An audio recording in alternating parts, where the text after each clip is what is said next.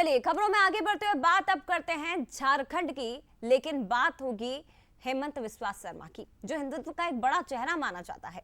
नमाज के लिए शुक्रवार की छुट्टी पर अब झारखंड में चुनावी माहौल के बीच मुद्दा गर्मा चुका है। छुट्टी पर सीएम बिस्वा शर्मा ने सवाल उठाए और ये कहा कि नमाज पढ़ने के लिए स्कूल बंद हो सकते हैं, तो फिर हनुमान चालीसा पढ़ने के लिए मंगलवार को छुट्टी क्यों नहीं? ये सवाल उन्होंने उठाया है। हेमंत बिस्वा शर्मा वो ये कहते हैं कि हम हिंदू सांप्रदायिक नहीं हैं। झारखंड में चुनावी माहौल, लगातार प्रचार प्रसार किया जा रहा है। हेमंत बिस्वा शर्मा को भी जिम्मेदारी मिली है।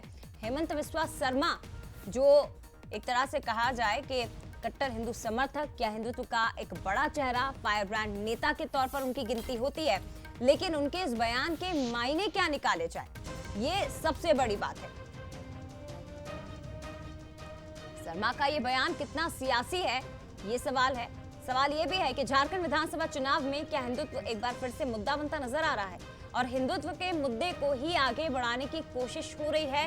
नमाज की छुट्टी के बहाने ध्रुवीकरण का क्या इसे प्रयास माना जाएगा?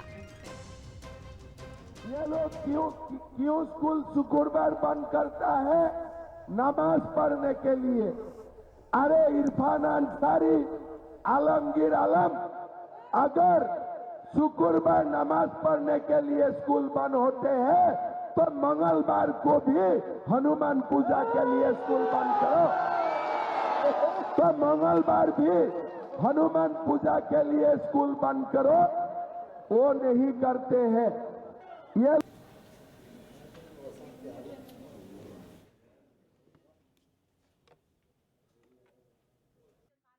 मिलन भार्गव जी हमारे साथ बीजेपी से, आनंद जाट जी हमारे साथ कांग्रेस से इस पर और ज्यादा चर्चा करने के लिए जुड़ गए हैं। जुमा बनाम मंगलवार, एक नई जो बहस झारखंड में चुनाव के बीच छिड़ी है, इस पर क्या कहना है राजनीतिक दलों का, ये जरा समझने की कोशिश करते हैं। सबसे पहले मिलन भार्गव जी, आपसे ही मेरा सवाल रहेगा। हेमंत बिस्वा शर्मा की पहचान एक हिंदुत्व के बड़े चेहरे के रूप में बीजेपी में होती है और कई बार उनके बयान हमने सुने हैं जब वो इस तरह से हिंदुत्व को लेकर खुले तौर पर मुखरता दिखाते नजर आते हैं। अब जो ये मांग उनकी तरफ से उठाई गई है कि जुमे को अगर आप नमाज पढ़ने के लिए स्कूल बंद कर सकते हैं तो मंगलवार को आप हनुमान चालीसा के लिए क्यों नहीं? तो क्या ये ध्रुवीकरण की कोशिश नहीं है? देखिए, जिस प्रकार की झारखंड में राजनीतिक परिस्थितियां पूरे देश के समक्ष आई है, उसमें जिस प्रकार से बेटी और रोटी का संकट झारखंड के बहुसंख्यक समाज के बीच खड़ा हुआ, आदिवासी समाज के बीच खड़ा हो गया है, तो उस विषय की राजनीतिक वहां परिस्थितियां हैं जिसका वो वर्णन कर रहे हैं। और जिस प्रकार से वहां हेमंत सोरेन जी की सरकार ने वहां घुसपैठियों को घुसाकर वहां के जो स्थायी निवासी हैं उनके साथ किस प्रकार की राजनीति की, ये सबने देखा है और देख रहे हैं। और वहां जिस प्रकार से एक वर्ग विशेष को लाभ पहुंचाने के लिए किस प्रकार के लाभ दिए जा रहे हैं, क्योंकि ध्रुवीकरण की राजनीति तो वो कर रहे हैं। ये किस प्रकार का भेदभाव है, जबकि संविधान की हम शपथ लेते हैं सबके साथ समभाव रखकर विकास कर राजनीति करनी चाहिए, लेकिन एक वोटों की राजनीति के लिए, एक वर्ग के लिए इस प्रकार की चीजें निहित करना, ये भी कहीं ना कहीं विचारणीय और इस पे कहीं ना कहीं उन्होंने बात अपनी रखी है, वो वहां की परिस्थिति के लिए है। ठीक है, आनंद जाट जी क्या कहेंगे? एक नाकारा और असफल पार्टी के तौर पर भाजपा की पहचान है, क्योंकि इससे पहले हिमंता बिस्वा शर्मा बांग्लादेश से आए हुए घुसपैठियों का मुद्दा उठा रहे थे और उस मुद्दे में जब वो खुद घिरे, क्योंकि झारखंड में सीधे तो बांग्लादेश से कोई आ नहीं सकता, वो असम के रास्ते ही आएगा और पिछले 10 साल से मोदी सरकार है, तो प्रधानमंत्री मोदी, उठाएंगे क्या? मंत्री अमित आप शाह लोग उनके साथ है क्या आनंद जी?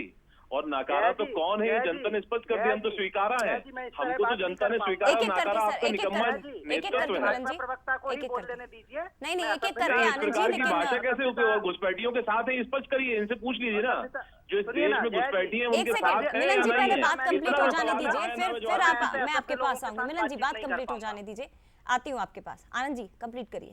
जया जी, मैं असभ्यता के साथ बातचीत नहीं कर पाऊंगा, बहुत स्पष्ट तौर पर कह रहा हूं, मैंने पूरा सुना और भाजपा के प्रवक्ता बिल्कुल बात करने की शालीनता खो चुके हैं। नहीं, लेकिन नाकारा और असफल तो कम से कम आप मत बोलिए आनंद जी, क्योंकि आप भी जानते हैं बीजेपी अभी कहां पर है। शब्दों का प्रयोग करा, उसका चयन तो ठीक करिए। आनंद जी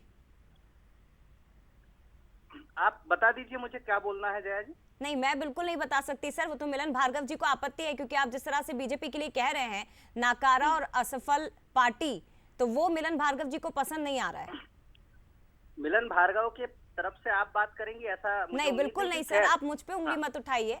मैं आपसे जी। इतना कह रही हूँ कि क्योंकि मिलन भार्गव जी उस पर सवाल उठा रहे हैं, तो आप उनकी बात पहले कंप्लीट हो जाने दीजिए, फिर मैं उनका भी रिएक्शन तो लूंगी। मिलन लेकिन भार्गव आप बीच में मिलन भार्गव अगर बीच में उंगली उठाएंगे तो मैं कैसे, मेरी पूरी बात तो होने दीजिए। सभ्यता का बात पाठ करने तो से पहले पढ़ाना बात काट पड़ेगा, दी सभ्यता जाएगी की क्या? दुहाई दे रहे थे ना आप आनंद भाई। बता तो रहा हूँ मैं, मिलन सुनो ना। सभ्यता तो सीख सुन जाएगी। लीजिए कहा मिलन था, जी, मैंने एक तुम्हें सेकंड सुना? सुन लीजिए सर, समय कम है मेरे पास, सुन लीजिए जल्दी हाँ, से आनंद तो जी। क्या है कि इस तरह की उल जलूल बातें उठाना, अभी झांसी के मेडिकल कॉलेज के अंदर एक अस्पताल में किस प्रकार से भाजपा की असफल सरकार ने 10 नवजातों की जिंदगी ले ली, किस तरह से ये असली मुद्दे शिक्षा, स्वास्थ्य, इन सब पर बात नहीं करेंगे। हाँ। झारखंड में जो काम किया है आदिवासी मुख्यमंत्री हेमंत सोरेन जी ने, दरअसल इन्हें आदिवासियों से दिक्कत है, ठीक है, ये समस्या है। हेमंत सोरेन की सफलता इन्हें पच नहीं रही है, इसलिए बाहर से आकर अपनी असफल नीतियों का प्रचार, दुष्प्रचार करना भाजपा की नियति हो गई है। ठीक है मिलन जी, जल्दी से। देखिए जया जी, एक बात तो स्पष्ट हो गई इनके बयान से, कांग्रेस का हाथ घुसपैठियों के साथ, कांग्रेस का हाथ धर्मांतरण करने वालों के साथ और इस प्रकार की तुष्टीकरण राजनीति करने वालों के साथ। आपने सीधा साधा सवाल किया घुसपैठियों को लेकर, लेकिन क्या इन्होंने आरोप लगा दिया? तो नाकारा निकम्मा कौन है इस देश में दशकों तक रहने के असम का बाद? मुख्यमंत्री ठीक है। आप किस प्रकार की असम का राजनीति अरे कर रहे हैं? सर, थोड़ी सी मर्यादा भी रख लेनी चाहिए आनंद जी। मुख्यमंत्रियों को लेकर आप ऐसी बातें कर रहे हैं। आनंद जाट जी बहुत धन्यवाद, मिलन भार्गव जी आपका भी बहुत धन्यवाद सर बंसल न्यूज के साथ जुड़ने के लिए।